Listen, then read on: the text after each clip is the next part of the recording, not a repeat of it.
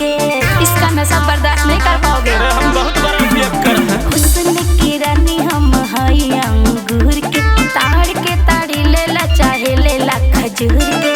चढ़ल नशा सब लइकन के हम अखिया से पियब हनी। तो सुन, अरे चिखना में चाही चना के घुघरी, चिखना में चाही चना के घुघरी, न तो मारी के फोड़ दहब लावनी। चिखना में चाही चना के घुघरी, न तो मारी के फोड़ दहब लावनी।